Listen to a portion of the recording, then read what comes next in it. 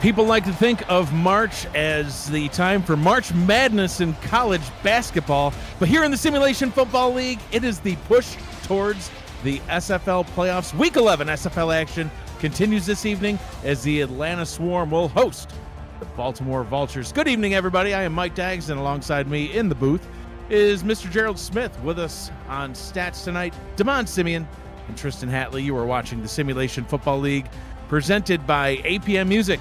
Gerald, how you doing tonight? There is no snow to be had in Atlanta, and it makes me extremely happy. Not only that, we are indoors. We are indoors, I know, and it's, left snow behind in Western New York and now down here in Atlanta. To see this what should be a really great game. We've got the 5-4 Baltimore Vultures versus the 5-4 Atlanta Swarm. Both teams having a winning record so far along the way in this season. Baltimore winning last week against the Minnesota Legend 21-13. Atlanta coming off a loss, though. They lost only by 3 points in heartbreaking fashion last week to the Florida Storm.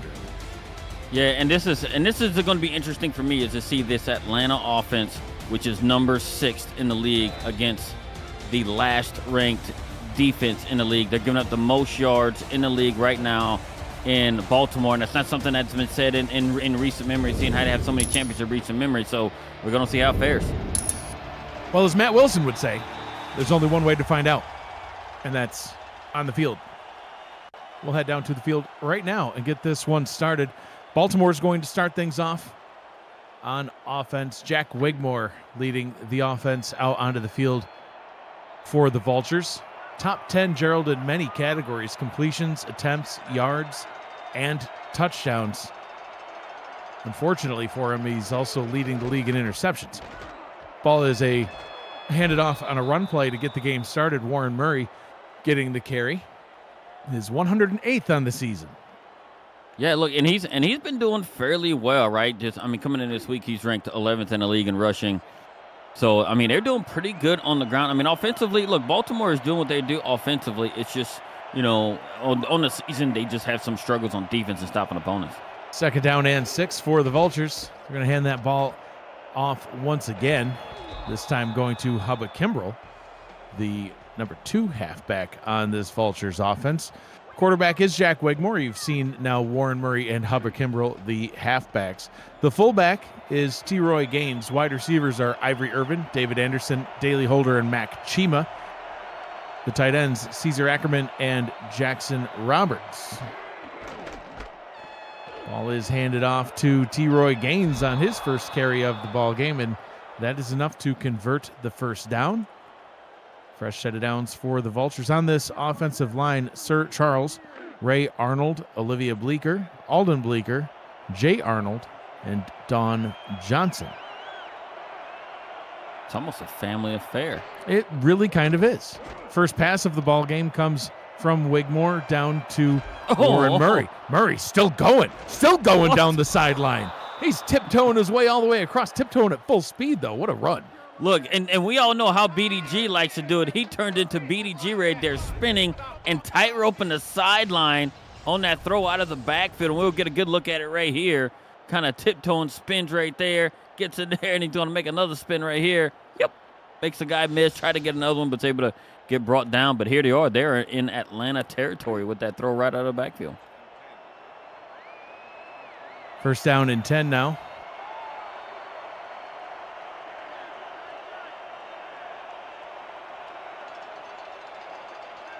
Three receivers set for the Vultures.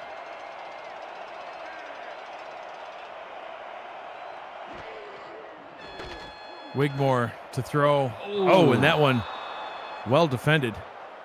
Could have possibly been picked off. Let's roll through that Atlanta Swarm defense as they just make a great play. On the defensive line, Leo Jefferson and Joshua Williams.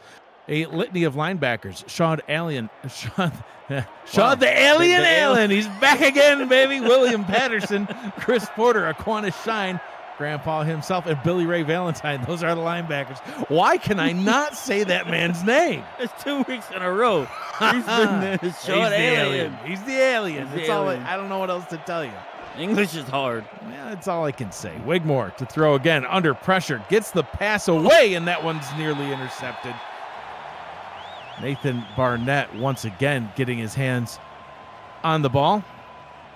The secondary for the Swarm, Bentley Bonner, Nathan Barnett, who you just saw, Jay Miraculous, Moose Papineau, Grant Hardaway, Jeff Spicoli, and Chris Henry.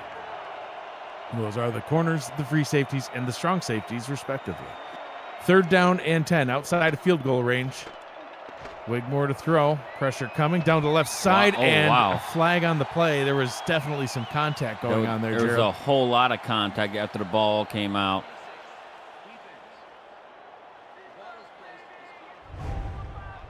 Nathan Barnett made a play of a different kind right there. He's been playing tight coverage on the previous 2 plays of passing, but as he was throwing right there, got turned around. He just kind of, I don't know, looked like he did good, but maybe a little bit too bumping for the refs. Yeah, he was pushing him with his back turned. So that flag will give Baltimore a fresh set of downs at about the 25-yard line. It's an easy way to reset the downs, put some really close to red zone here. It's a good way to convert a 3rd and 10, I suppose. Wigmore to throw on 1st down. That one's nearly picked off again. Gerald, we've seen a few of his passes on this drive that almost looked like he was targeting a Swarm defender. Well, and look, and the corners in Nathan Barnett and Jay Miraculous so far have had what on these last 3 plays, excluding the pass interference call, they had their hands on 3 consecutive passes thrown by Jack Wigmore. I mean, Jack Wigmore is going to have to figure out how to throw it in a spot where only these receivers can put their hands on the ball. Deep drop by Wigmore. Throwing down the left sideline into the end zone, wide open for the heads of all the defenders and right into the waiting arms of Daley Holder. Touchdown, Baltimore. And I do think it's a situation where they actually thought that the quarterback was going to get sacked, and they just got lost. They just lost him back there because Wigmore kind of scrambled a bit as the defenders were coming at him. He just lofted it up toward the back of the end zone, and the old man and Daley Holder just was sitting back there waiting on it. Wow. A great end to the drive for Baltimore on a 25-yard touchdown pass. 8 plays, 77 yards into the end zone for the touchdown. If you are new to the Simulation Football League, welcome. The SFL is football for everyone. Get off the sideline and start your player today by joining our Discord server at simulationfl.net. Click the Join the Community button and begin your career or just meet the stars of the SFL on and off the field. It's never too late to get involved, especially because the minor league is right around the corner. We're going to get season 9 of the minor league started in about 2 weeks' time. And it should be good stuff, right? Having a whole new crop of guys kind of pop up in there, and hopefully sooner rather than later see themselves competing every week from Friday to Sunday, Friday to Monday. Friday to Monday, yeah. Mike and Phil. Yeah, Mike and Phil or Phil and Mike, I think is, the order that you want to. Is it? I don't know. I'd always list Mike first if I had the option. But Phil and Mike on the Monday Night Spectacular. I'm sure Phil the won't Mike like and that Phil too show? much. No, probably not. He's the boss, some may say. Some. Bryant Dynasty leading the offense out onto the field, and one of the best rushing players in the league, not only this season, but in all-time history. BDG Hollywood takes the handoff. He's number 1 in yards this season. Gerald, number 2 in carries. He's averaging 4.3 yards per carry on the season. That's a top 10 rating in the league. He's got 6 rushing touchdowns. That's a top 10 rating. And the crazy thing about him being 8th overall in touchdowns with 6 is that Jason Williams, the other halfback on the team, has 8 touchdowns. He's 4th best in the league. This running game is impressive. Yeah, and that's how you're able to move the ball, and that's how they have been able to be successful, right? I know they're sitting at 5-4, and I think they're the best 5-4 team in the league. Ball is handed off this time to Jason Williams, and he'll gain enough for the first down and then some. Yeah, combined, even along with Mitchell O'Brien, the fullback, who doesn't really have a lot in the stats line, but those 3 backs combined. 280 carries on the season. That's 4th best in the league. 1,150 yards. That's 3rd best. They're, as a group, averaging 4.1 yards per carry. 4th best. And 14 rushing touchdowns. 3rd best in the league overall. in terms of offensive rushing performances. This Atlanta Swarm team really knows how to get it done, and you saw another run there by Hollywood for 5. Yeah, and they're actually leaning on it right here early in the drive, and they're approaching midfield, right, as, you know, their yardage so far has come off of these runs by their backs. 2nd down and 5 now for the Swarm. And they'll stick to the ground game. Jason Williams with a good burst of speed. Gets to 5, picks up another 1st down. Wow, he kicked in another gear no sooner he got the ball. He saw something and made sure he hit that opening really, really quick. Yep. Was able to pick up the 1st down. Hollywood in the backfield again. The quarterback is Bryant Dynasty. You also have Chad Moore as the number 2 quarterback. Jason Williams and BDG Hollywood are the halfbacks. Mitchell O'Brien is the fullback. Dynasty to throw for the first time tonight. Goes over the middle, and that one is deflected by Giovanni Bolt. 2nd down and 10. The wide receivers here on the Atlanta offense: Kyle Finnemore, Henry McGee, Boo, Medium Rare, Chisholm, and K. Marion. Talon Steele and Wynot Erlet are the tight ends. Carter Hollywood, Dean Falco, Sam Falco, Ethan Kai, and Astro Smith are your tackles, guards, and center on this offensive line. Split backs in the backfield, 2nd down in Baltimore territory. They'll go back to the run game, Wow, Gerald, look at the blocking. which worked pretty good through the first part of this drive and worked good there as well, as he picks up about 13 yards and another 1st down.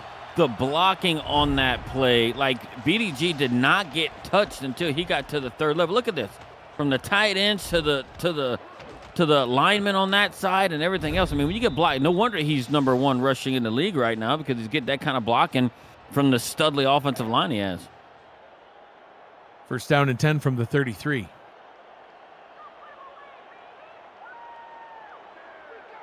Dynasty has only thrown 1 time so far on this drive. Everything else has gone to the ground. Williams takes the carry again. This time it goes nowhere. Only gets back to the line. You can see his frustration.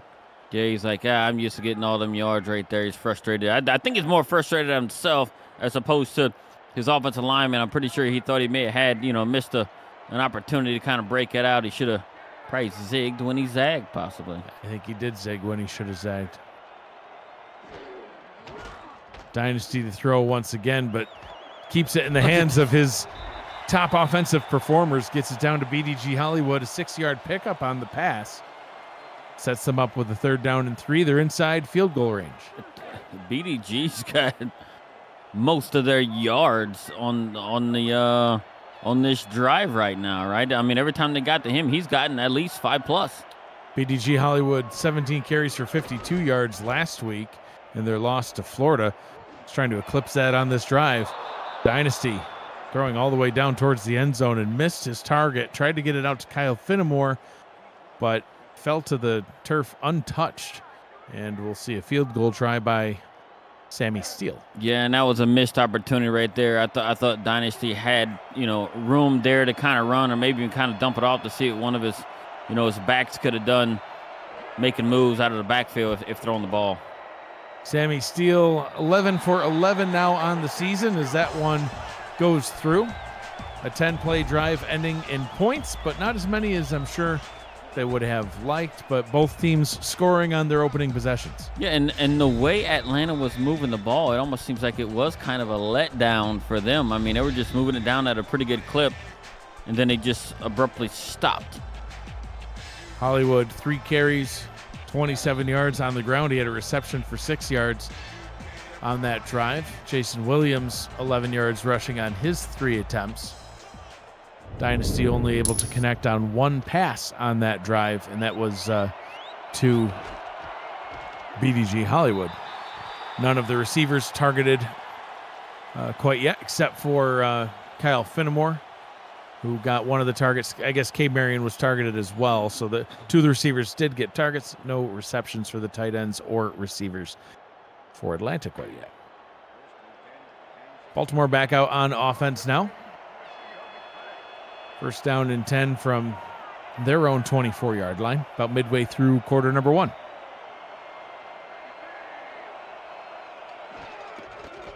Wigmore hands this one off to Warren Murray. He'll gain 5 yards on the carry. 2nd down and 5. the Baltimore rushing game, is arguably nearly as good as Atlanta's has been, Gerald.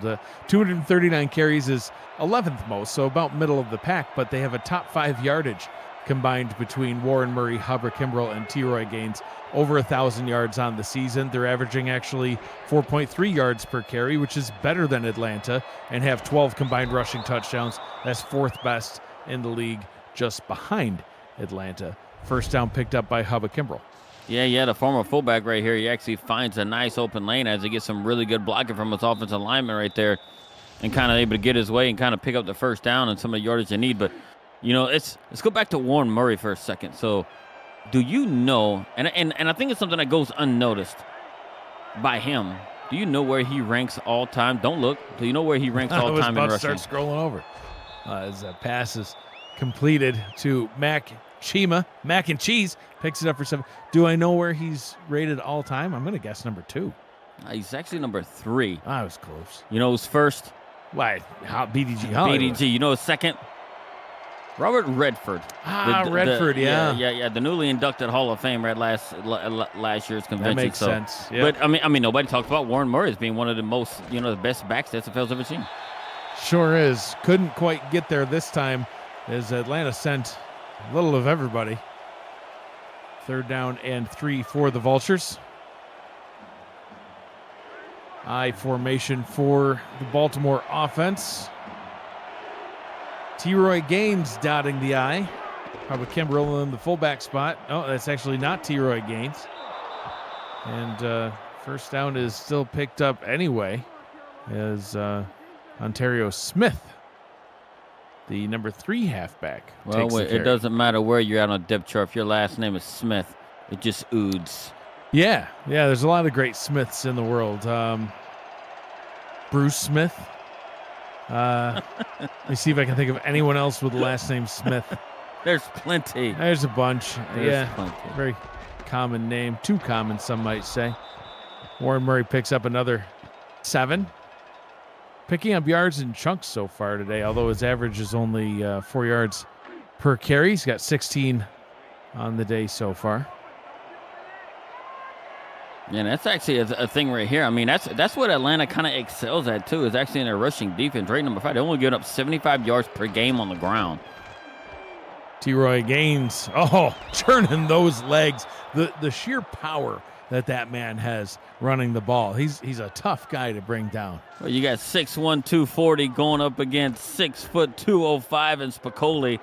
And, the Hall of Fame, he's been at it a long time. He knows how to get that leverage, get down, get lower than them, and hit him in the chest and be able to push the defender back and over. In Atlanta territory, approaching the edge of field goal range here. Split backs in the backfield again. 5-step drop for Wigmore. Goes up top, and that one is incomplete. Tried to hit Daley Holder, but he could not haul it in. 2nd down. And he actually had Nathan Barnett was in his face yet again, right? In another receiver's face, trying to make sure that pass was, contested in some way. And maybe he got a little bit of a hand on it and caused Daley Holder to lose concentration.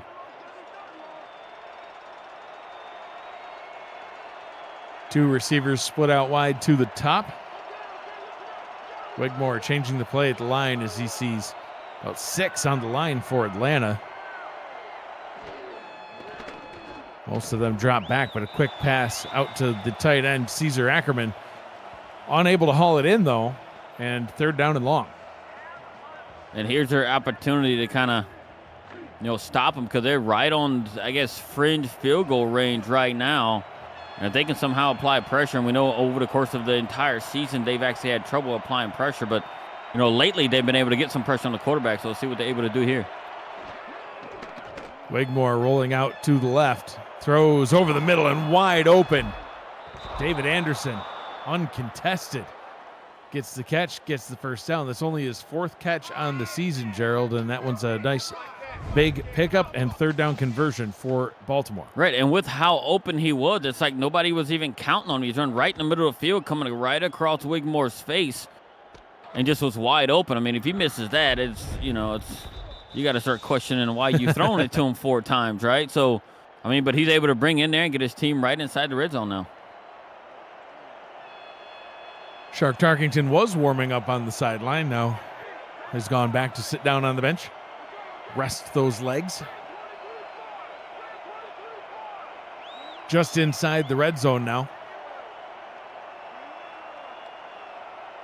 Wigmore sends Ackerman up to the top.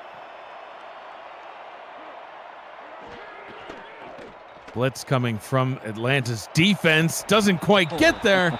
And the pass incomplete. Ivory Irvin, the intended target. Yeah, and Barnett was in the area again, causing havoc right there on that pass breakup.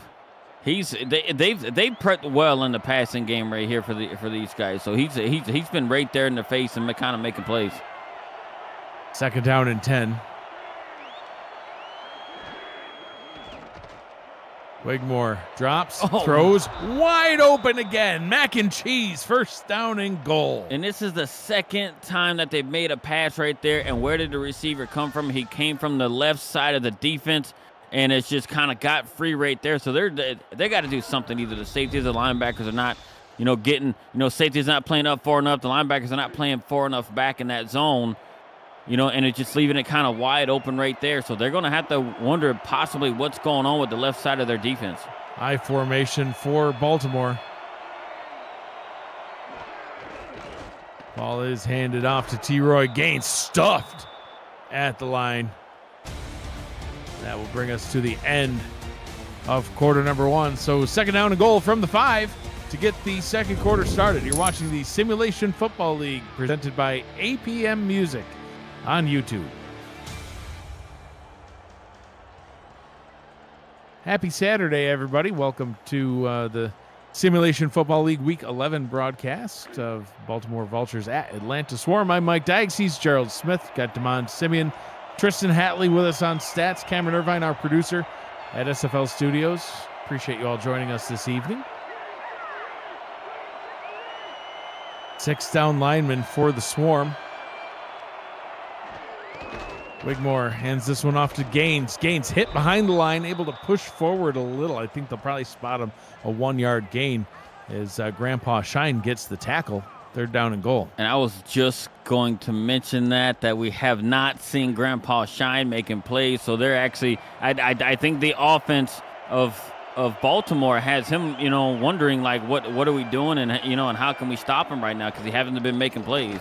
3rd and goal. Wigmore throws back to the end zone. One-handed catch, and it's a touchdown. Ivory Irvin finds the hole and gets the completion. More points on the board for the Vultures. Ivory Irvin with his 9th touchdown catch on the season finds himself open in the back of the end zone.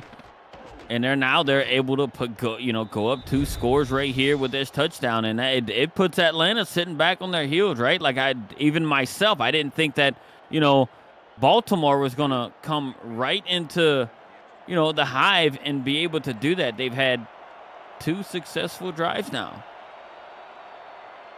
Jack Wigmore, 13 of 21 for 164 yards and a pair of touchdowns last week in their win over Minnesota. So far tonight, 6 of 12 for 88 yards and 2 touchdowns. So comparable stats. He's certainly on his way to actually have a better game at this rate than he did last week in that win.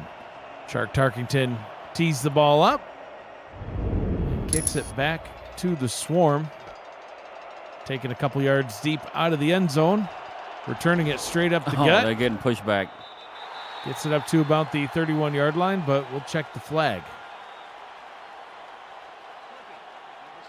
And clipping called, an illegal block in the back. Called on Atlanta, number 68. So they'll back that one up to the 17-yard line. And yeah, totally not even near the play, Gerald, but certainly pushed him in the back. He pushed him twice. Yeah. Unnecessarily I mean, if you're gonna push him, you might as well push him down. Push him down to the ground. Well, I don't know if he could. That was a big guy. It was like trying to push an oak tree.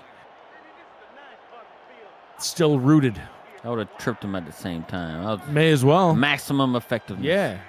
Getting a personal foul, you may as well go big. BDG Hollywood. Look at the room. Look at those fresh legs. Rockets up the middle for a 9-yard gain. What I really do like that play call, right? It's somewhat of a draw kind of coming out, and they're actually sitting there pulling the draw. And actually coming in there and just going right up the middle. Very good blocking. It created a nice little opening for him to run through, and they did 9 on first down. 2nd down and 1.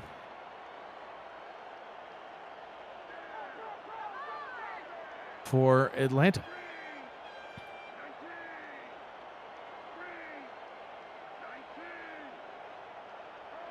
Okay, Marion moves down to the bottom of the formation. Running up the middle, Joshua Williams, but he just got absolutely leveled. Look, and it's pretty surprising to see at this stage that they only have 3 points because they're running the ball with such effectiveness right now. I mean, they've only had the ball a couple times, but still, it's like, wow. You know what I mean? But when Baltimore has the ball on offense, they're just chewing up clock, right? Their last drive was almost 5 minutes and 15 plays. 1st down and 10. Ball pitched down to BDG. And Hollywood able to gain. No, they'll spot him with a 10-yard gain. Giovanni Bolt with the tackle. But another 1st down for Atlanta. But the ceiling blocks by the tight end and wide receivers right there. Why not Arlette and K. Marion coming over and sealing blocks for BDG to get the edge like that? That's why he is leading the league in rushing. I said it already. You get blocks like that, I mean, you got tons of room to run. BDG Hollywood approaching the 20,000-yard mark. It's not going to happen today. It's not going to even happen, probably not this season, Gerald. But he's been around for a long time. 15 seasons in the league. You know, he leads the league in carries all time, yards all time, touchdowns all time. But probably sometime next season we'll hit the 20,000-yard mark. Obviously, the first rusher in SFL history to do so. Dynasty. Nearly throws a pick. Was trying to connect with Kyle Finnemore, but that was extremely well read by Troy Loshaw, and nearly picked that one off. Wasn't Troy Loshaw at one time? Wasn't he like the defensive player of the year or something like that? He may have even had some weird MVP type season. Not that he got the MVP, but I do believe he had a defensive player of the year one year. He had a gazillion interceptions or something. Yeah, I know he was in the All-Star game back in season 16. I don't see any defensive player of the year award listed though. Maybe that was in a dream that you had. Throwing it down into triple coverage. That one's incomplete. Do you dream about the SFL? Was totally, yes. I dream about all the losses we have. Well, in the words of Cameron Duty, you got to score more points. I dream about scoring more points. That's what I really dream about. I dream about scoring more points and everybody on my team being happy and healthy and, you know, having maximum production and blowing people out 60-0. It's a nice thing to dream. Dreams can come true. They can, yeah, they can. Well, they do it in Disney World all the time. They do. They do. Maybe I gotta take my team to Disney. Yeah, it could be an Orlando-based franchise if you wanted to. That's a negative. Get yourself out of the swamp. I guess it'd be from one swamp to another swamp. Really, I'd rather my swamp. Get out of my swamp. Who'd say that? Shrek. Yep. Green. You know, if I painted green you like green, the Revs. If I painted you green, I'd own it. Yeah, I have no hair like him, so right. It works. You kind of look like Shrek. I mean that in the nicest way anyone can say that you look like Shrek. No, I don't think you do mean that in the nicest way. No, not really. 2nd down and 6. So Baltimore's defense able to prevent any points from Atlanta on their second drive. Gerald, they're already up by 2 scores and back in possession of the ball. Kind of getting things turned around now. They're on a 2-game win streak and kind of looking more like the Baltimore everyone, I can't really say knows and loves, because it's hard to love a team that keeps on winning the championship and you don't, season after season after season, but certainly looks like the Baltimore of old. I'll say that. Yeah, it does. I mean, the last 2 weeks, right, them winning 2 games in a row and kind of getting right here, right, and their statistics, even though they are what they are, they're just not. They're playing way above, you know, what their statistics, especially on defense thus far this game, says that they are. I mean, they're in the bottom quarter of the league in every statistical category. They're giving up 25 points a game, but they're doing pretty good today. Now the alien hits Warren Murray in the backfield, but able to break through that tackle and get the first down. Yeah, so Baltimore started off the season 1-3 after the first 4 weeks of play. They went on the bye week. Since coming back from that week 5 bye, they're 4-1. Got some things figured out and turned it around. Smith on the carry, Grandpa on the tackle. Second down and 6. What an odd call.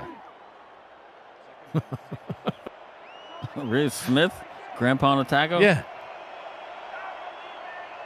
I mean, it was facts. It's true. It's all true. Oh, what? Oh, hit him in the backfield again.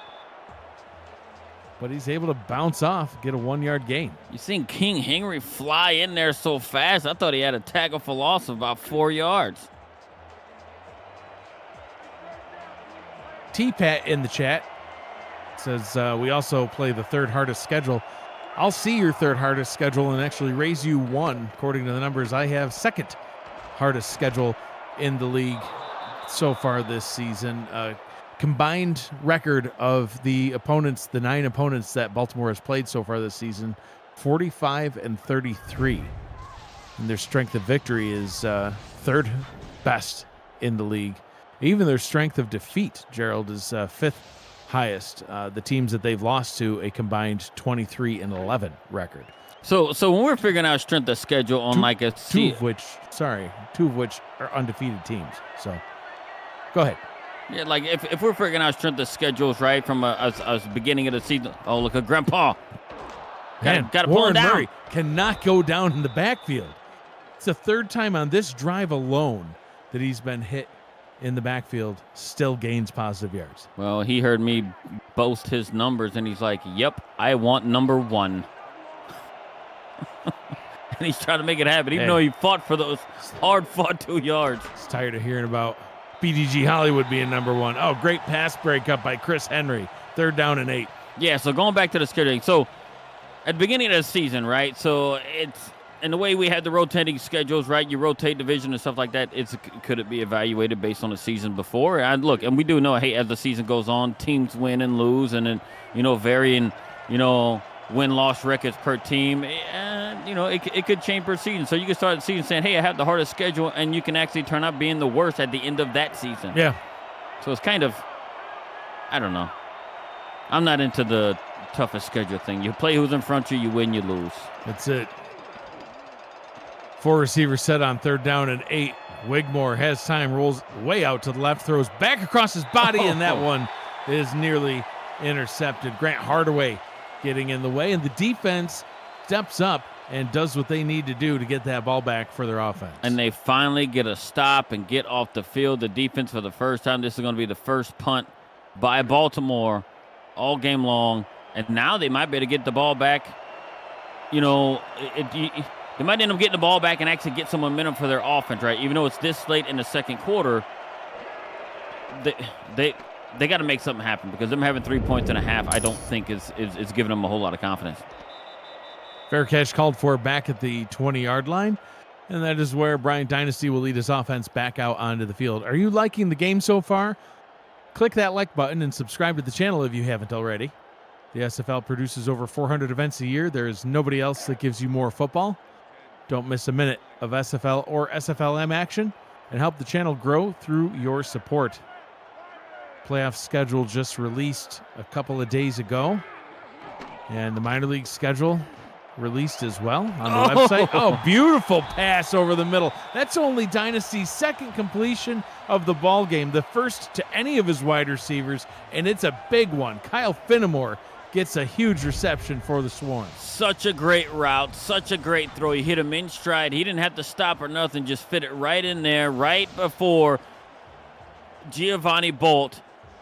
And now they got the ball, right around midfield right now. What a very, very good first down play. 27-yard reception to Kyle Finnemore. And they're going to stick to the passing game. Dynasty going back to the well. Another big catch. Oh, Kay Marion. One of her feet was out of bounds when she came down, Gerald. You think so? Yeah. Yeah, I wouldn't even throw the challenge flag.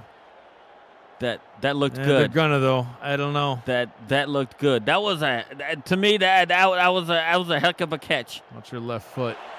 I don't know. Maybe she drug it and it went out of bounds. We just watched it on a replay, second monitor, in real time. Take a retroactive look at the play presented by Retroid. Get your console at goretroid.com.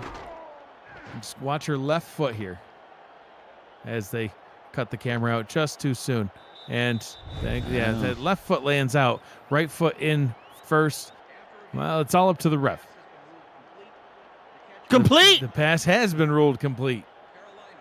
Ruling on the field is overturned, and what a Atlanta catch. will get that. Mike Daggs and his laser eye surgery for the fail. Well, my unaltered eyeballs hurt. Them Cajun eyes that you got there. Those Wickles pickles keeping your eyes that's sharp. What I'm saying. Wow. Listen, I saw her right foot go in. I just wasn't sure if the left foot got in. I don't know. That was a great catch, by the way. It was a fantastic catch. A great hands catch. But I'm not giving it out yet because I think she was out of bounds. Well, she's obviously in. Doesn't matter what you think. Back down to the rushing game.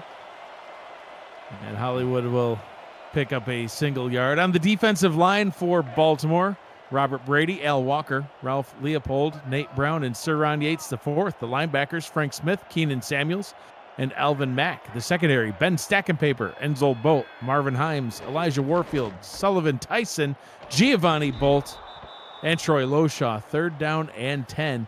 You know, Gerald, they went 2 deep passes in a row, a 27 and then a 22-yarder.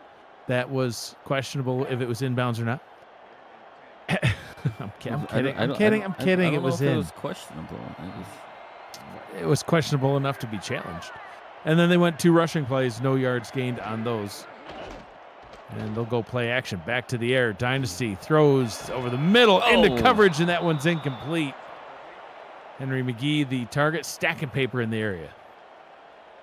I think that was a dangerous throw trying to hit Henry McGee right there. But look, they're right in field goal range right here. They're going to bring out Sammy Steele to see if they can actually close it to a 1-score game with this 47-yard attempt. But, man, that drive started out pretty good on 2 really good pass plays from Dynasty to 2 different wide receivers, and it just stalled right there. And the most dominant part of their offense, which is their run game, Baltimore's holding tough. 47-yard field goal is up and through, and that is now Sammy Steele's longest field goal on the season.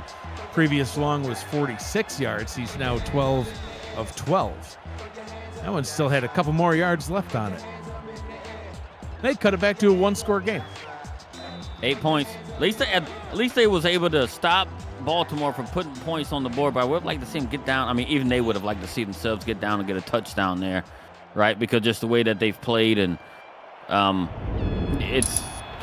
you can't give Baltimore any momentum, right? We've seen it in the seasons past, just like last season. Baltimore started out struggling for like the first 4 or 5 games of the season, and then they ended up turning it on, and they do it. Baltimore starts all the way to the championship. Yeah, and it happens season after season with Baltimore, right? They're actually finding momentum, and it seems like they almost become unstoppable. At this point, it's almost expected that that's what they're going to do. They're like the last relay racer in like a race, right? They just have that really, really good closing ability, especially in the seasons. Warren Murray gains a yard on that play. 2nd down and 9. No turnovers by either team so far, Gerald, and both of these teams known for taking the ball away. This Atlanta defense, 15 interceptions on the season. They've also forced 3 fumbles. Meanwhile, Baltimore's defense, 19 picks and 4 forced fumbles. Those interception numbers, both top 10 in the league. Baltimore is actually number 3 overall. Another powerful run sets Baltimore up with a 3rd down and 3. I'm just because Hubert Kimbrough is a 250-pound halfback. He's a former fullback. Yeah. And then you have Spicoli playing your middle linebacker spot, and he gets trucked over. 2 minutes to go here in the first half. It's moving quick. Lots of rushing. This is the Simulation Football League presented by API Music on YouTube. Hey, there's the alien. 5 tackles so far today. I formation now.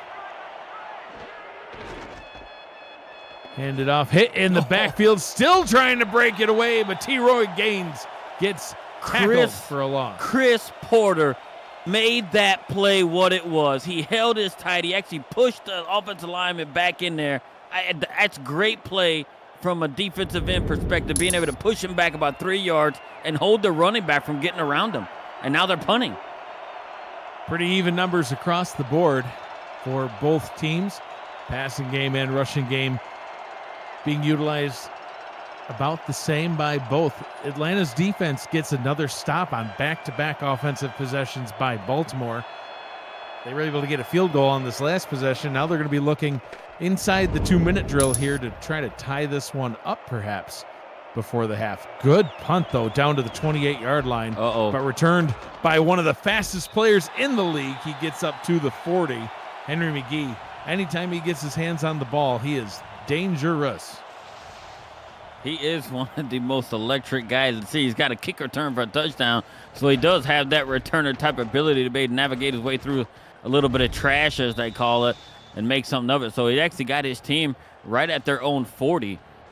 So they only got about, 30-ish yards to go before they get themselves in a potential field goal range with just over a minute to go. Yeah, they're looking for their first touchdown of the ball game. And then potentially a 2-point conversion. See if we can tie it up. Dynasty's going to throw to get things started, and up top.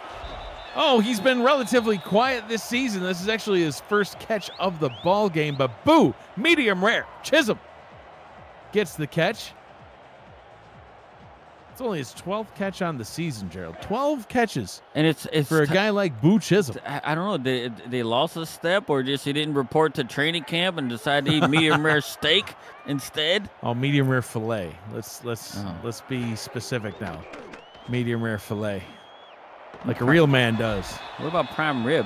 Oh, prime rib's good too, but prime rib is if done right. It's a medium rare fillet. That is the best cut of beef. You think so? Oh, God, I like a really good prime rib. It's tender. You can cut it with your. You just haven't had the right fillet. Cut it with like your, prime rib's good. Spoon. Don't get me wrong. Cut it with your spoon. Dude, you can. If you get a piece of meat that tender, you cut it with your spoon. Yeah, but why would you? Because it's amazing tender piece of meat, man. Do you not have steak knives? We do, but if you can cut it with your spoon, why would you worry about pulling out a knife? Are you sure that was even meat? Yep, it was. All right. Dynasty and a triple coverage.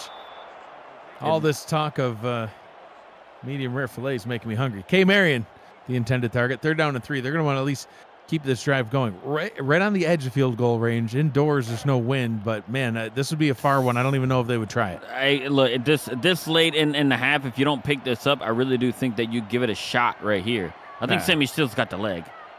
Or even just go for it. But we need to see if they pick this up. Yeah, let's see what they do here. Dynasty to throw. Down to the bottom, and that one's overthrowing Marion. And it's 4th down, so we'll see what they decide to do. I think you pull out Sammy Steele here. I really do. I think you bring him in and you give him a try right here. This will be about a 52-yarder. Well, looks like Sammy Steele is there. 53-yarder, so... Came into today's game with 46 being his long on the season. He's hit one from 47 already, and this one from 53 from the right hash. Kick is on its way, and it is long enough and through. A new long on the season, 53 yards for Sammy Steele. One of the best kickers all time in the league, Gerald. This guy's been doing it for 8 seasons, and he's only ever missed. All right, let me ask you this. He's kicked the ball now 180 times in his career. How many misses do you think he's had out of 180 kicks? 3. Well, 7. So now you make my whole analogy look bad. But dude, I don't know where the SFL finds the kickers or what. Look, we got a really good one. I don't know, man. Whatever people show up to camp, and they start kicking balls and they just don't miss. Well, yeah, Otis Boudreau on your squad, definitely one of the premier. Yeah, 2-time special teams player. I was just saying one of the best kickers, the best in the league. Well, he single-handedly carried your team one whole season. He sure did. The only one that scored. He sure did. So the best. Sammy Steele's last kick actually ties the 4K23 record for longest field goals at 53 yards.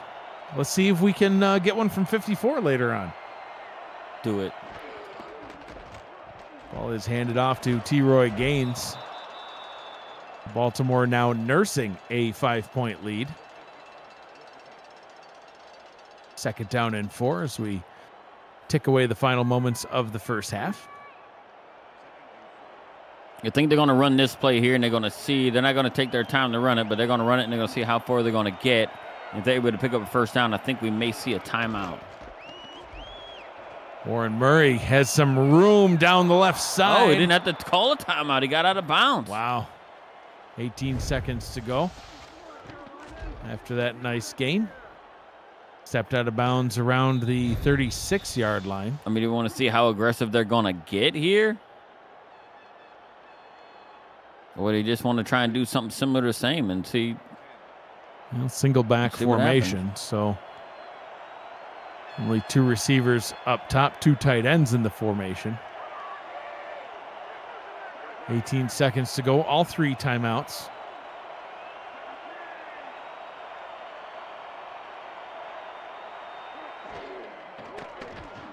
Quick throw over the middle to Mac and Cheese. Catapulted forward. And why wouldn't you call a timeout? I don't know. I see you calling timeout here in the booth, but Baltimore's not doing it on the field. They're in Hail Mary range. Yeah, and that was about the best play like you can get given the formation that you had. You get right to midfield, and what do you do? Call timeout, 3 seconds left, and then try to Hail Mary it? That's a waste of. What are you doing? I'm sorry. I'm like you had about. You're 2 a passionate plays. man, Gerald. I mean, look. Who am I to question a Hall of Fame coach and 5-time championship winner and T-Pat?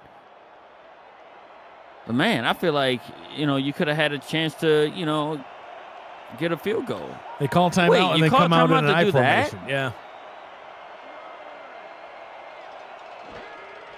No Hail Mary for us. Oh, just a stiff arm by T-Roy Gaines. Oh, but they're going to run out of time. Huh. That'll be the end of the first half. Kind of an odd way to that's odd series of events. That's putting it lightly, but well, hey, they got their know. 5-point lead, and they wanted to just, I guess, maintain that 5-point lead. So that'll bring us to the end of the first half of action. Baltimore 14, Atlanta 9 after 2 quarters of play. Atlanta will get the ball to start the second half as we head to halftime and see the first half stats and snapshots. Gerald, your thoughts on the first half? Baltimore with a couple of touchdowns on their first 2 drives. They didn't get anything on their next 3. Meanwhile, Atlanta, they've possessed the ball 4 times. They've scored 3 out of 4 times, but only field goals. Talk about it. Yeah, and we actually talked about I talked about it right in the opening, is that how the Baltimore defense was going to respond to one of the top offenses, especially on the running side of things, and they actually responded really, really well, not allowing Atlanta to score a touchdown and keeping them pretty far away from the the end zone most times. So, and only allowing 3 field goals, and getting 9 points. But we knew the Baltimore offense could move the ball, but their defense has actually stepped up today and actually held the Atlanta offense in check. 14-9 Baltimore with the lead here at the half. Coming to you live from the Hive in Atlanta, Georgia. I'm Mike Dykes. He's Gerald Smith. Damon Simeon, Tristan Hatley with us on stats. And Cameron Irvine, our producer, back at SFL Studios. Gerald, you said that T-Pat was a 5-time champion.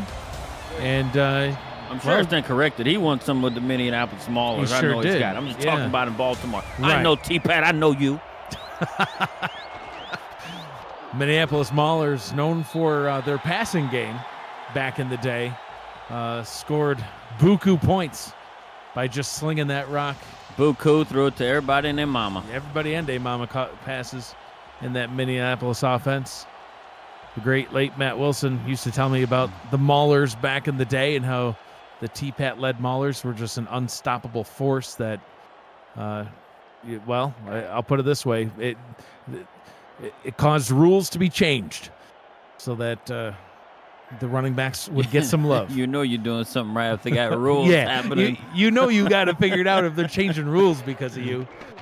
Bryant Dynasty back on the field on offense for Atlanta and nearly throws an interception. He's thrown a couple like that, Gerald, where he's just completely overshot his target. 5 of 12 through the first half, 79 yards, no touchdowns, no picks. 2nd down and 10 now.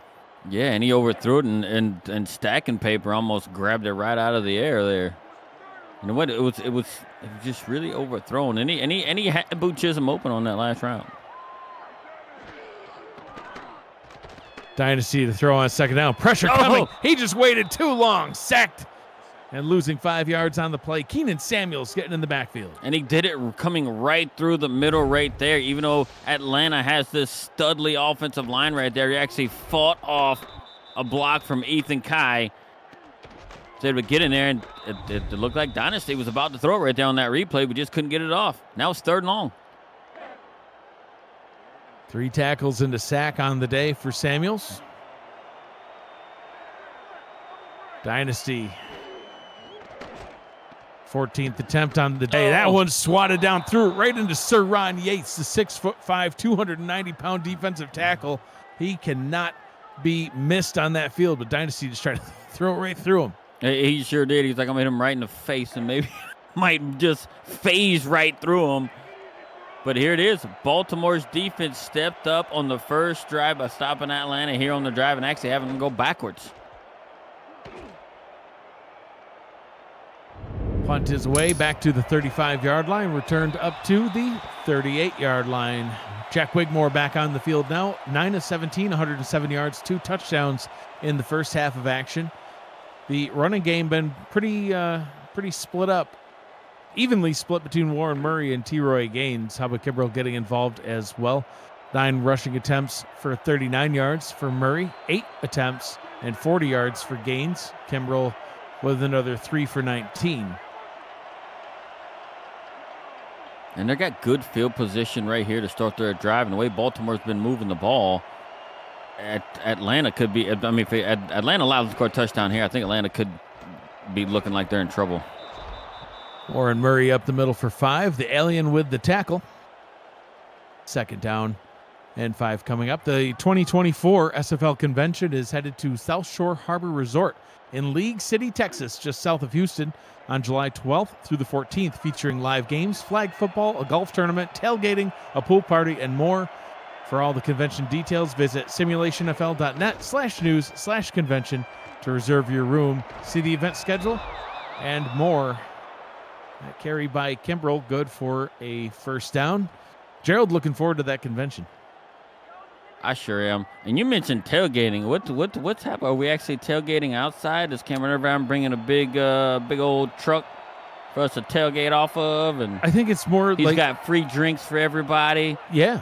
Filet steaks. Yeah, free drinks and fillets, courtesy of Cameron Irvine. Just show up and he'll show feed you. He'll feed you. We might be lying.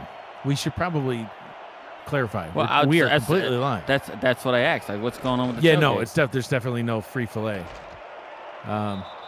Bring your own fillet. Bring your own fillet. No, Cam will cook it. Bring your own fillet. That we know is true. If you bring food, Cameron will cook it. I think that's a lie as well. What's he going to cook it on? Is he bringing a hibachi? You got to have a grill. He might have a Blackstone in the back of his truck. I think the tailgate and the pool party are kind of a hybrid. How can you tailgate at a pool party? Where's the tailgate? Well, bring a tailgate with you. Just jump in the pool with the back piece of a truck. 3rd down and 1. Kimbrell with a 2-yard pickup.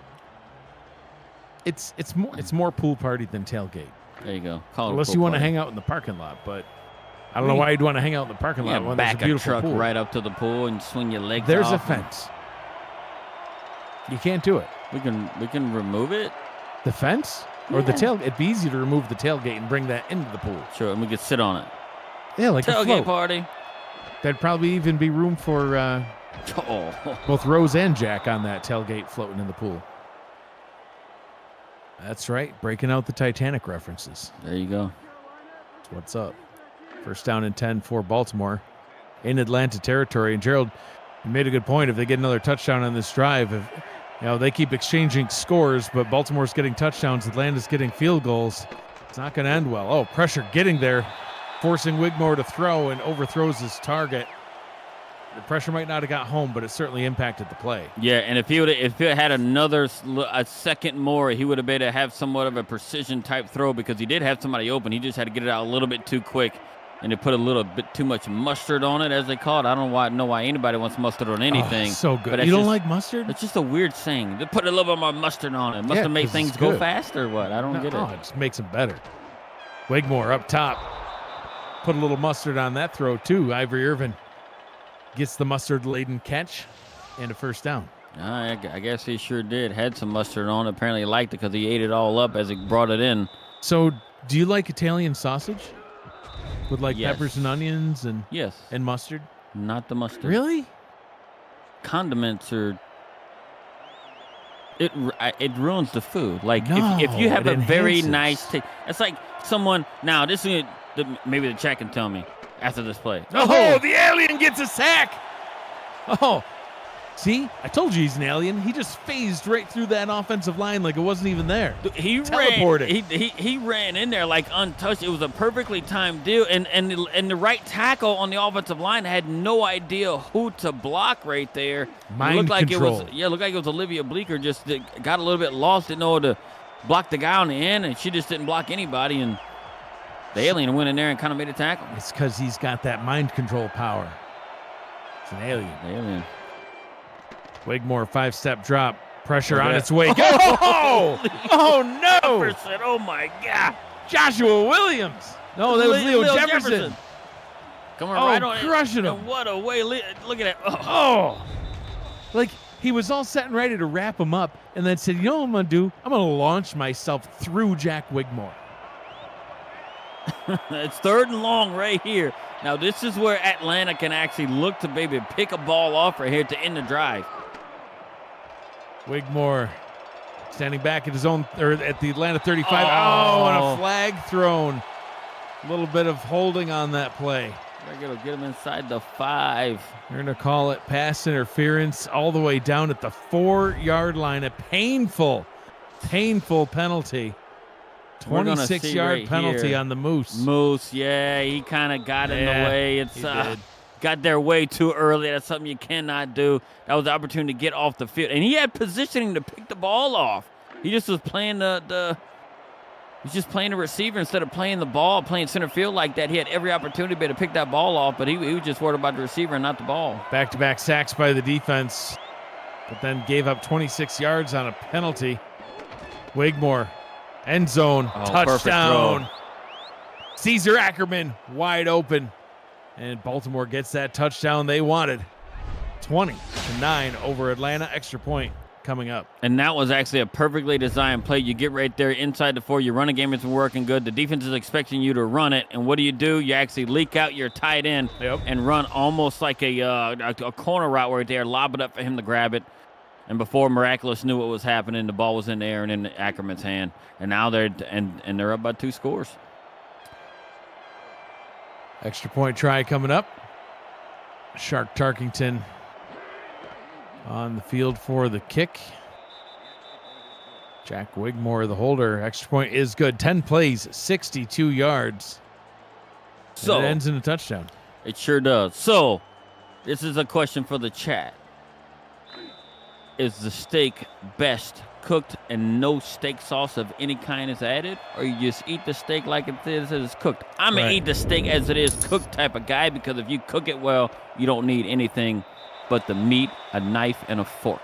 Well, you said it's for the chat, so can I answer that one too? Or do we have to wait to see what the chat says? I said my preference. Oh, okay. Yeah. Steak sauce should be banned from the planet.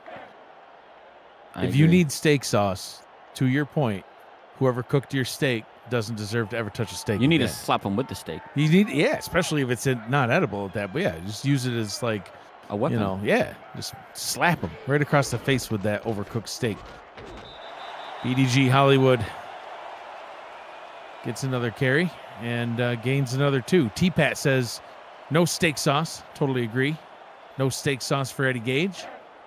That's why these guys look. Some real men in the chat right there. That's what I'm saying. And now that, guess what? I feel like I have a championship appearance in my future because both those guys has appeared in championship games. I'm on the right track. You think that's... I'm living right. Oh, wow. Well, this just in from the stats truck.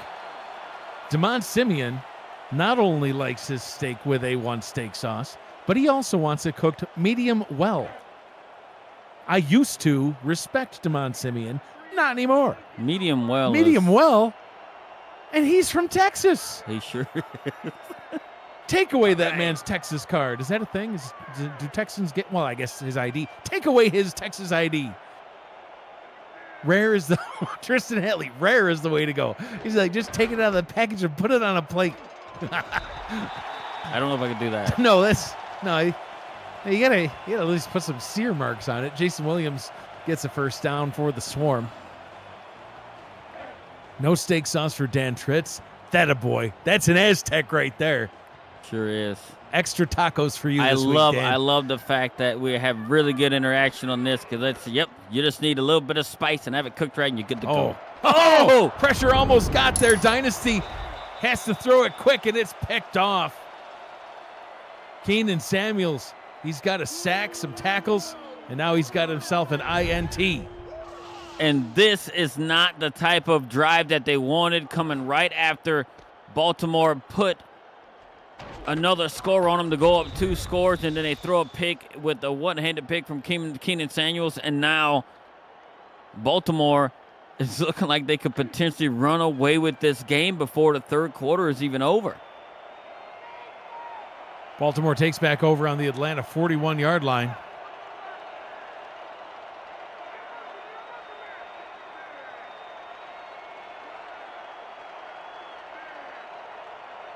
Wigmore under center. He's going to hand that one off to Warren Murray. Runs right into the waiting arms of the alien and picks up 7 yards. Wreck-It Ralph in the chat says if someone's putting steak sauce on steak, that means you screwed up. That's exactly what that means. Grant Hardaway, seasoning, but no sauce. Of course, seasoning. You at least need salt and pepper. Like at minimum, you got salt and pepper to that steak. Oh, yeah. I like to put a little bit of garlic salt on it, or garlic powder, because you can just do regular salt and then you do garlic powder. Hubba Kimbrell picks up about 2.9. And T-Pat, that's a step down from a well-done Applebee's steak with ketchup. Take that, Damon Simeon. It's got to be the A1 sauce we referred to there. That is something. And like I said, I'm not a condiment guy, so I don't do ketchup either. But yeah, I don't use ketchup. Too much sugar in it. They're down in inches. Warren Murray gets the first down and more. The alien gets the tackle at the 27. And Warren Murray has been consistently getting hit in the back. I say consistently. When he gets hit in the backfield, the Atlanta defenders are not able to bring him down, right? And that was a Quana Shine right there. He just doesn't miss tackles. Warren Murray is he just got it going on. His leg strength today is on par. He did not skip leg day this week. He did not. T-Roy Gaines in the chat, being as confusing as T-Roy Gaines ever likes to be. He says both, steak sauce and no steak sauce. Do you think he means at the same time, like he puts sauce on half the steak but not the other half? One side of the steak but not the other? Well, I think what he means is if they do it wrong, he uses the steak sauce. To try to when fix they it? do it right, yeah. Yeah.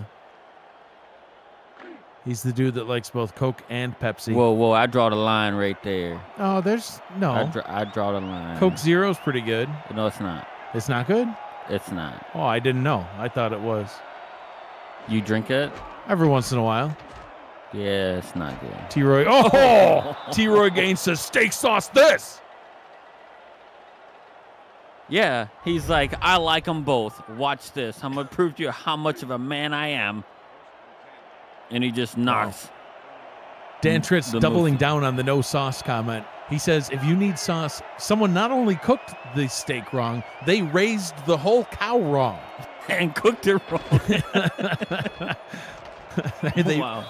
They screwed up raising the cow. They fed it like, the wrong grain. It wasn't one of them free-range cows. Yeah, it was penned its whole life. Made it tough. It was someone's pet. A pet cow? Well, I don't know. Maybe people have pet cows. People do have pet cows, but generally you don't eat them. Maybe they got mad at it. You get mad at your cat. Do you eat your cat? You know what? Don't answer that. I don't want to know. Kimbrell picks up 5 yards, 3rd down and 2. It seems like the general consensus is no steak sauce. In fact, the only person out of anybody to comment that wanted steak sauce was our statistician, Damon Simeon. However, he has since changed his mind and says no steak sauce for him. So he can keep that Texas card.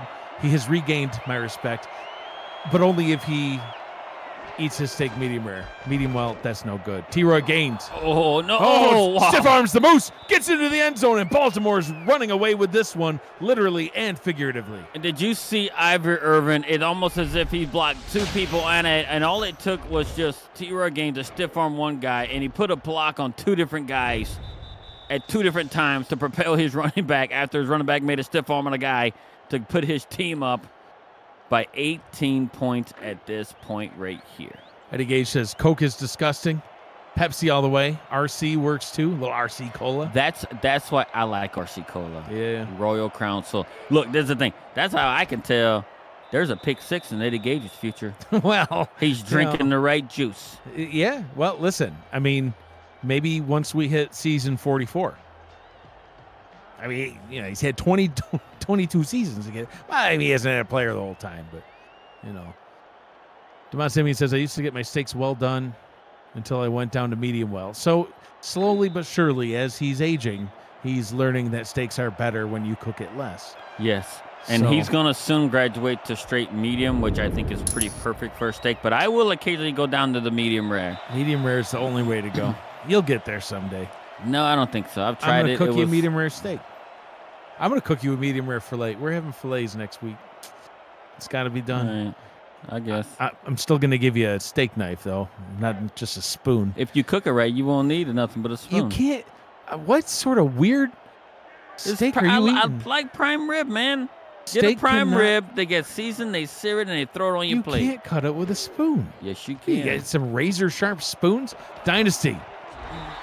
It's going right back to the air. He's not faced. Threw a pick the last time he was out, but he's looking up at the scoreboard, knows he's got to get his team back into it. Fires a rifle to Kyle Fenimore. Yeah, and they're actually in throw. Well, look, I mean, they're not in 100% throw mode, but, I mean, you got under 100 yards, and the third quarter's about to close in the passing game right now. It just shows that your offense has not produced offensively. I mean, look, they're not doing terrible in the run game, but they're in a point now to where they have to throw a lot more than they need to run. T-Roy Gaines says he gave up pop/soda as a lifestyle change. I tried that once, and then later that afternoon I had myself my Pepsi Zero, and I felt better. I tried too. I did it for 2 days. I felt like I was dying. Yeah, I stick to zero sugar sodas. Like I got myself a Dr. Pepper. That's a diet Dr. Pepper. With zero sugar, zero calories. Yeah, but they put sweetener in it. Same Isn't great a sweetener taste. like chemically made to be sugar? It's just not sugar, and then it's just worse for your body. No, it's better for it. Puts hair on your chest. See? Yeah, I think. Okay, let's just go with that. 3 quarters in the books, 10 minutes remaining. Here from the Hive, things just got weird. You're watching the Simulation Football League, presented by APM Music on YouTube. The Simulation Football League is intended for the private use of our audience. Any rebroadcast, retransmission, or account of the game without the express written consent of the league office is prohibited. I'm Mike Daggs. Gerald Smith just got up and left. Damon Simeon, Tristan Hatley with us on stats. Cameron Irvine, our producer, back at SFL Studios. Oh, good. Gerald's back. You just needed some time to process. I needed to take a breath. Big 3rd down now for the Swarm. BDG Hollywood met in the backfield and brought down Alvin Mack with the TFL. He just came right off the edge. It's almost as if they knew exactly what Atlanta was going to do. I almost think that this is a situation where Atlanta kind of needs to go for it right here, right? You're down 19 points, and but I mean, look, they brought the punter out, but I think you're so close to midfield, hey, just count on your defense to kind of help you out a bit. They're going to punt this one away. Goes back to the 18-yard line, returned up to the 24-yard line. And Baltimore will take back over with their 19-point lead from their own 24. According to the FDA, aspartame is safe for the general population to consume within the acceptable daily intake, or ADI. The ADI is the average daily intake over the lifetime that is expected to be safe for a human consumption. So as long as you don't drink a buku of soda, you'll be all right. Well, I'm in trouble. Yeah, me too. We're gonna die. Oh. Oh, they can play this clip at our funeral, and people will be like, well, they knew it was coming. Warren Murray and bottled up in the backfield, only a 1-yard gain. Alien getting the tackle. So, Gerald, the 19-point ball game. Is there a path for Atlanta to get back in this one? There is. They gotta force themselves a lot. Put themselves in a situation to force a lot of 3-and-outs. And maybe even force a turnover here. If they force a turnover and get themselves in really good field position to put up a touchdown and not any, field goals. Oh, you can't do God. Spicoli has been getting murdered in the middle by T-Roy Gaines. Somebody needs to get that man some sort of a juice box, a new workout program or something, because he's just a little bit too little. He's getting thrown all over the place. Hey, he's doing his best to be able to, make sure he's in the play, but holy cow. He needs to eat more medium rare steak. Maybe Boo can show him a little something. Get the Hall of Fame eating medium rare steak. So, yeah, I'm in the Hall of Fame. I eat medium rare steak. Boo Chisholm, he's in the Hall of Fame. He eats medium rare steak. Jeffrey Daggs, he's in the Hall of Fame. He eats medium rare steak. What does T-Roy Gaines eat? I don't know. He's a Hall of Famer. There's only one way to find out, and that's in the chat. Yeah. Mr. T-Pat, 7-time champion. No disrespect. Need to know how he takes his steak as well. Maddie Coffins on to punt for Baltimore. But that's what they needed, a 3-and-out, and they got it. They got it. Still a 3-score game.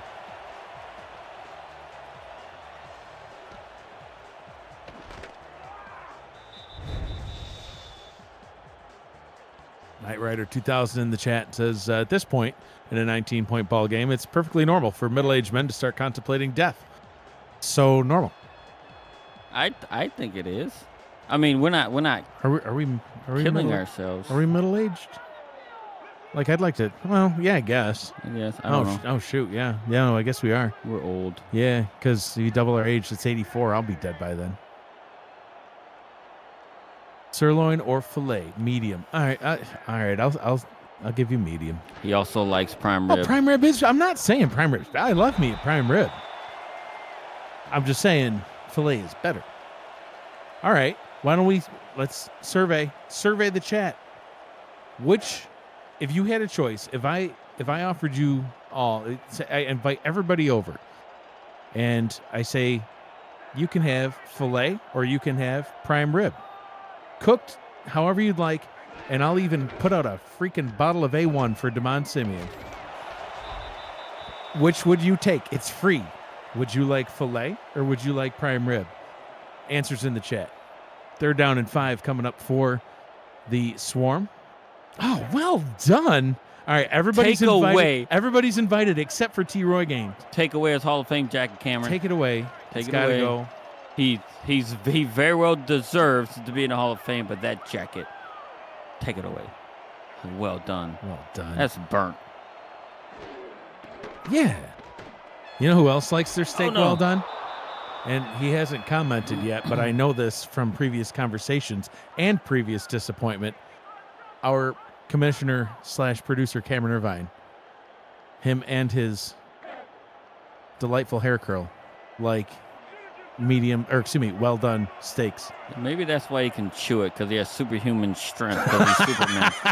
He's got that superhuman jaw strength to chew through that shoe leather that he calls steak.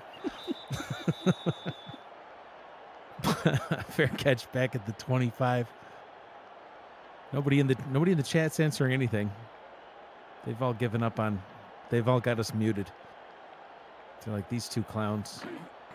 T-Pat is correct. I've actually had prime rib ruined because they didn't know what they were doing. So he's right. T-Pat says from Cheesecake Factory, no doubt. I'm guessing that's about Cameron Irvine. He likes that well-done steak from the Cheesecake Factory. Probably there with my wife Kelly eating salad. Oh, come on. Yeah, Atlanta's, if they're going to get back in Miraculous this now. was Yeah, right in it. Look, and their it's actually, defense is going to need to step up. And this actually goes back to like the very first drive by Baltimore. Atlanta had 3 straight passes in their hands that they could have very well picked off, and they couldn't do it. And then what happens? Baltimore actually goes down and scores a touchdown. Knight Rider 2000. Sorry to be the one to reveal to you that you're middle-aged. I feel like the sugar-free Grim Reaper. You are from now on.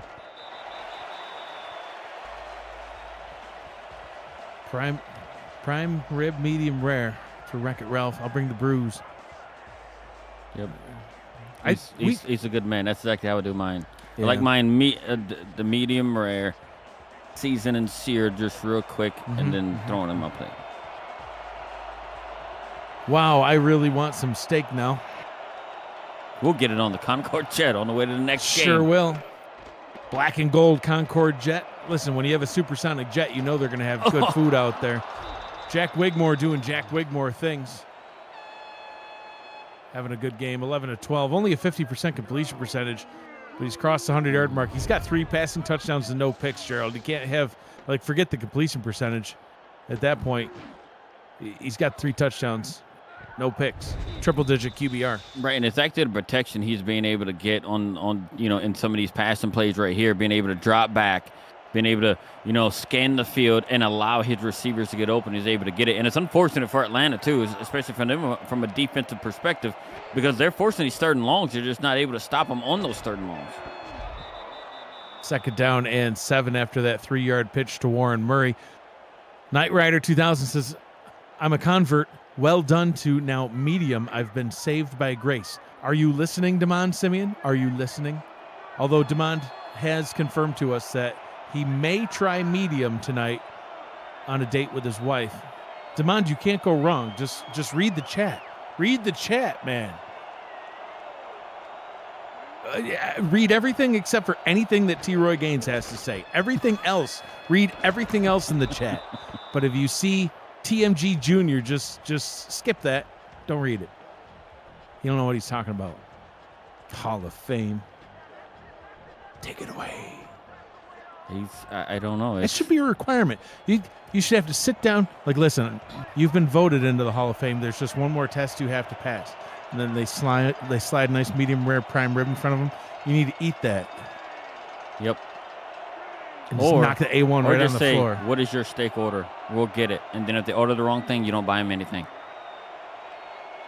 Here's just a piece of wood. No on that.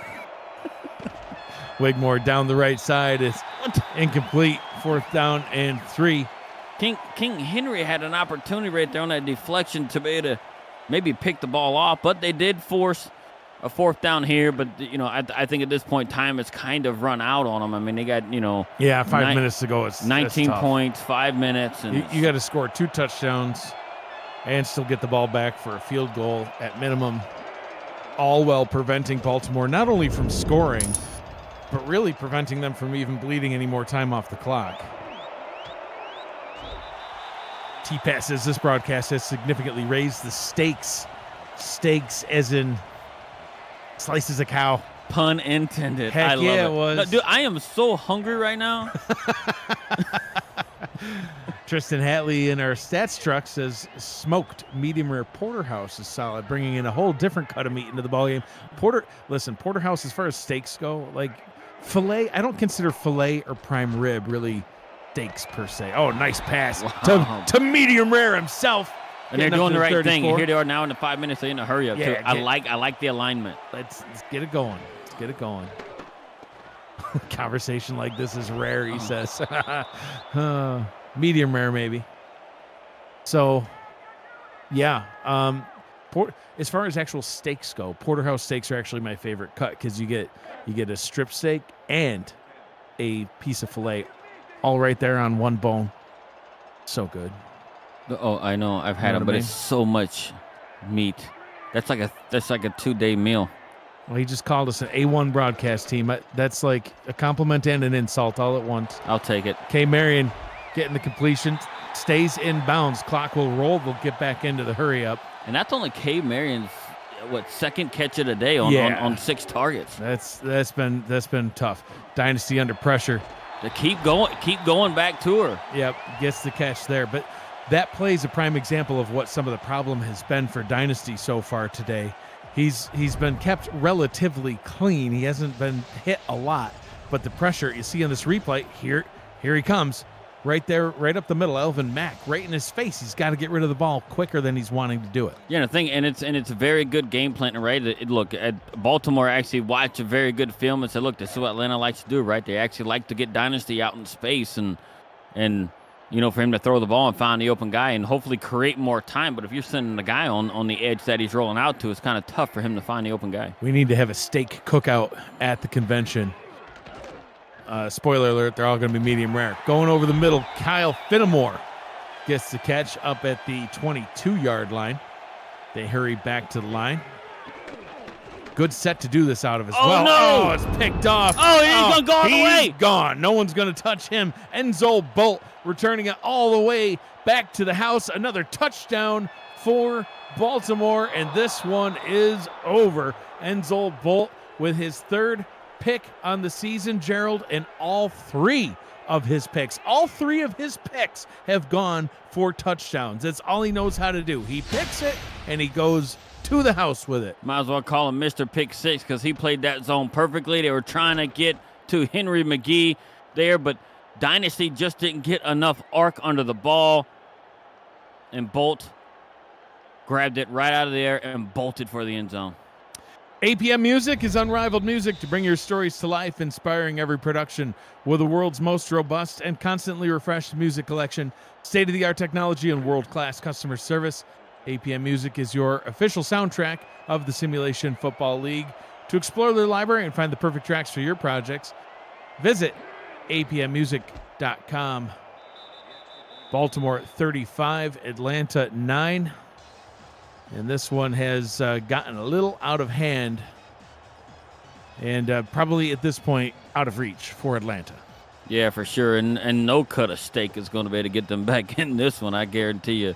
So, but I mean, look, and maybe they can just work with, look, on these drives coming, hey, just try and find a rhythm, right, and trying to see what's working. And Atlanta is not a bad team. It's not like they, or bad. I just think Baltimore had the perfect game plan and they executed way better for, in this game for themselves and just put Atlanta in a tough situation to succeed.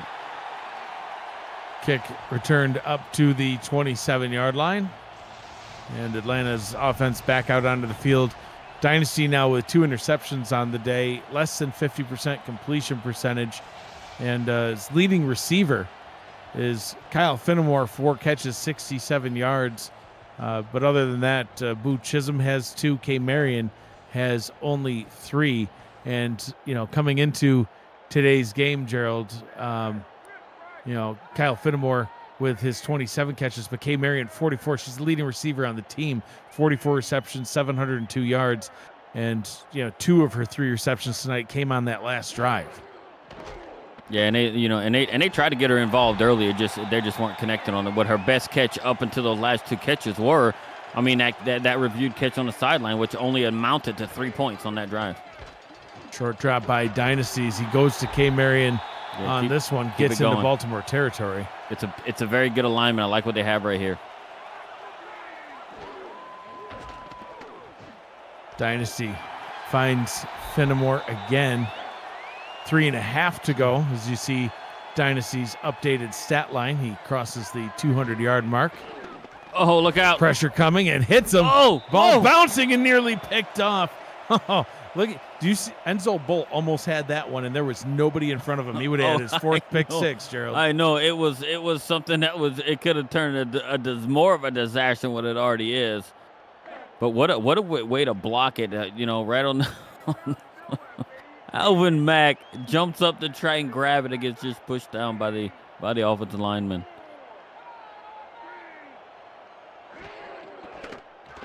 Dynasty goes to Marion on a short catch. Turns it upfield for a 7-yard gain as they get back to the line. Oh, Dynasty hit, but still passes it. Frank Smith all the way back near the goal line, tipping that one away. They'll go for it on 4th down. Yeah, the middle linebacker dropping back in coverage and getting right in the way of it, and almost had a pick right there. But, I mean, are they going to kick a field goal here to just try and give them double-digit points, or are you just going to go ahead and, yep, that's like what I do. Just go ahead and go for it.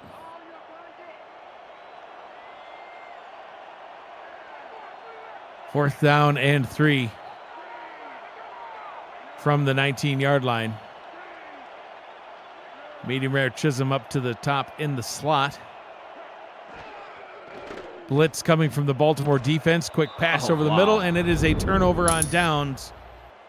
And Baltimore now just needs to try to run the next 3 minutes off the clock and head home with the win. Yeah, and there was nowhere I don't know where he was trying to fit that ball in right there to Henry McGee. It just had so many players in that area, and it was, white jerseys, black jerseys, and it just didn't amount to anything. Tomorrow's SFL action is headlined by Vancouver and DC, 2 teams currently in the playoff picture at 6:30 p.m. Eastern, plus action around the league, including Carolina, Louisiana, Los Angeles, San Diego, and Jacksonville, Seattle. For the full weekend schedule, visit simulationfl.net as you see the updated team stats comparison. And it's not really that lopsided. They've just been moving, but just haven't only been getting field goals. The key stat on that screen that jumped out to me, Gerald, was those rushing numbers. 186 yards for Baltimore compared to the 88 yards by Atlanta. We talked about it earlier on in the ball game. Both of these teams have outstanding rushing attacks as a whole. It's not even just any one player on either of these teams. Obviously both teams led by their stars. BDG Hollywood for Atlanta, Warren Murray for Baltimore. But when you take all of the backs and the fullbacks on both of these squads, combine their numbers, it's top 5 rushing games from both of them. And, it was really a battle of which team is going to have the better rushing attack. And tonight, it was Baltimore, and that really helped them control this ball game. Yeah, and they were able to sustain drives. But you know what I really do think was the turning point of this stuff? Like I said, his numbers aren't really good as far as completion percentage, but when a quarter of your completed passes are touchdowns, right, from Jack Wigmore, that says something, right? That the passes you are throwing or with effectiveness, the passes that you are completing are thrown with such effectiveness that you're putting points on the board. So, and then they had another pass they got from somebody else that they just returned for a touchdown. So, it's been a really good, complete game, and it's looking like Baltimore of old. 2 minutes to go here in Atlanta. Baltimore out in front and in control of the ball. You're watching the Simulation Football League presented by APM Music on YouTube.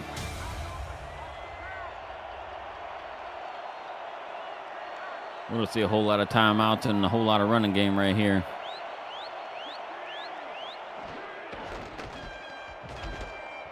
Warren Murray down to the bottom, gets tackled in bounds. And Atlanta will call their first of 3 timeouts.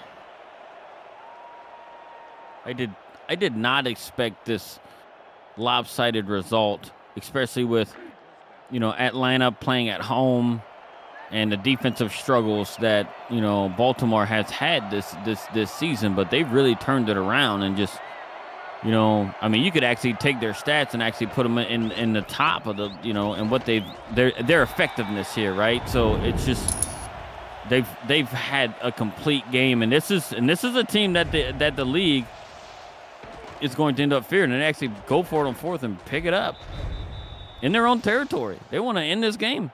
I think they actually was a turnover on downs. Yeah, they're going to say he was short. Wow. So Atlanta does get the ball back at the Baltimore 29-yard line. It gives them a little sign of life, but there ain't much left.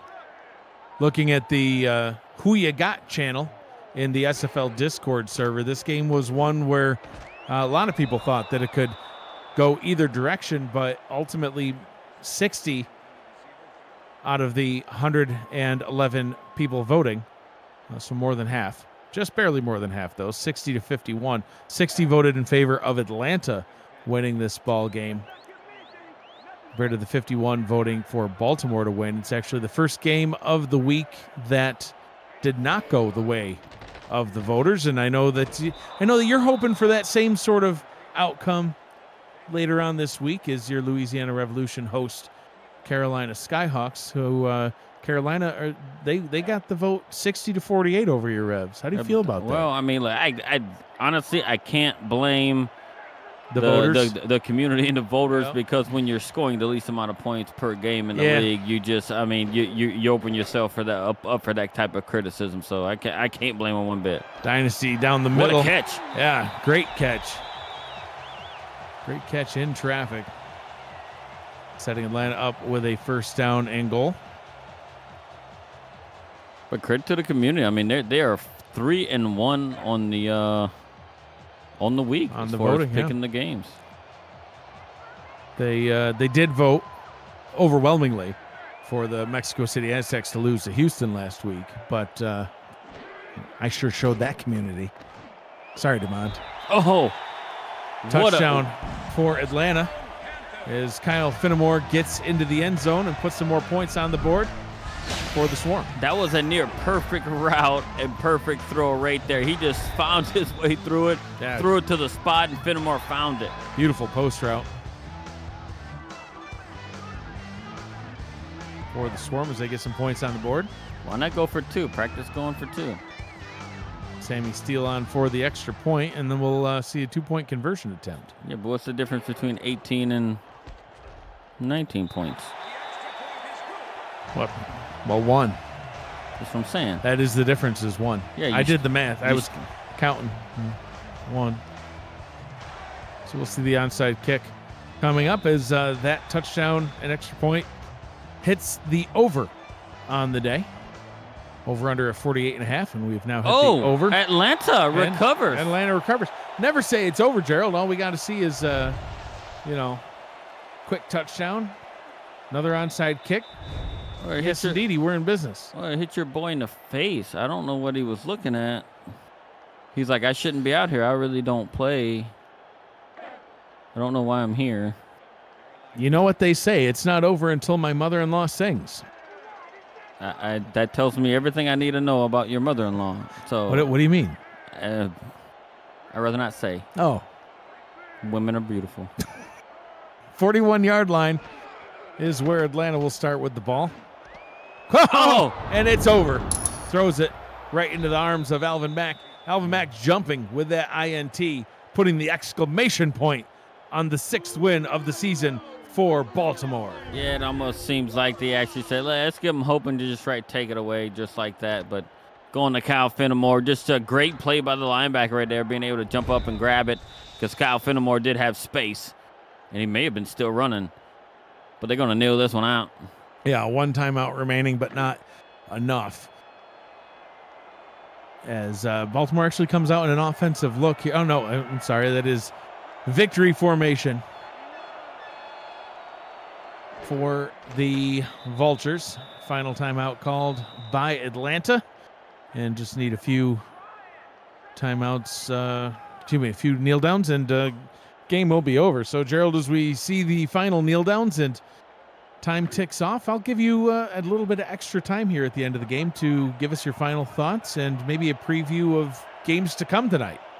Yeah, well, I mean, look, this game here was all about Baltimore and just, where they're at right now, right? Which is this is their 3rd win in a row, and they're actually looking like Baltimore that went to a gazillion straight championships and has been, the league-wide dynasty for quite a few seasons now. And they've actually shown it. And their defense came in and stepped up, right? They actually forced Atlanta into some tough situations. Atlanta was really good on the ground. But, Baltimore was able to step up and make the plays that they needed and be really efficient when they did get the ball. One final kneel down is all it takes, and Baltimore will advance to 6-4 on the season. Gerald, we got some more games coming up later tonight. Fort Worth at Indianapolis and Alamo City at Tulsa. A couple of South Division teams facing off against a couple of Central Division teams. In both of those divisions, South and Central, we broke it down in our weekly kickoff show last night. both of those divisions are very hotly contested. These are a pair of important games coming up in the 9 o'clock block. Yeah, I mean, just a win by Fort Worth can further, cement them as the team to beat in the South. A loss by them just clogs it all up, and then it leaves it even more up for grabs. With all the teams are still available to even win that, it's going to be tough for a team like mine being way down in the standings at last in the division right now. But I mean, you guys in Alamo City and Houston is just right under one game under Fort Worth right now. So in Indy, I mean, they're looking up at Minnesota right now and stuff like that, but they are still have playoff implications for themselves. Well, and need to win games. So right now at this stage in week 11, with this week and actually 3 more weeks left to go, all this stuff is going to have some playoff implicating scenarios for everybody. So they're going to have to come out and they got to try and execute the best they can. Yeah, big game coming up for Fort Worth. For Indianapolis hosting Fort Worth, as we see one final pass, which is caught by K. Marion, just padding the stats a little bit. Big game coming up for Indianapolis hosting Fort Worth. Indy, if they get the win, they'll go to 500 on the season at 5-5. They head into a bye week, and then they will be in Minnesota to take on the currently 7-2 Legend on April 8th in a game that will be sure to have big implications on their not only playoff hopes, but divisional final standings. Final in this one, Baltimore gets the win, 35-16. A convincing victory here in Baltimore as we take a look at the final stats. Anything jump out at you at these final numbers? Well, it was. I mean, for me, it's all about like the efficiency of passing, right? Like Jack Wigmore didn't have numbers as far as completion percentages and stuff like that, but the way he turned his completed passes into touchdown was phenomenal to me, right? He hit the guys when he had to. A lot of 3rd and long conversions as well. And if you look at the statistic, you can actually see that Baltimore held the ball for nearly, close to 10 minutes more than what Atlanta had the ball. So when you're able to control the ball that much and not give Atlanta that many opportunities, to score points, you're definitely in a position to win the game. Next up for Baltimore, they headed to the bye week before coming back in week 13, heading to D.C. to take on the Dragons. Both of the teams they face in the remaining of the season, Gerald, have winning records like most of the teams they've faced so far. For Atlanta, they head to Houston next week to take on the Headhunters. This has been a presentation of the Simulation Football League presented by APM Music. Baltimore wins it 35-16. For Gerald Smith, Damon Simeon, Tristan Hatley, Cameron Irvine, and Matt Wilson, who will always be with me in spirit, I'm Mike Diag saying thank you for joining us. Be kind to one another and never choose a one sauce. Have a good night, everybody.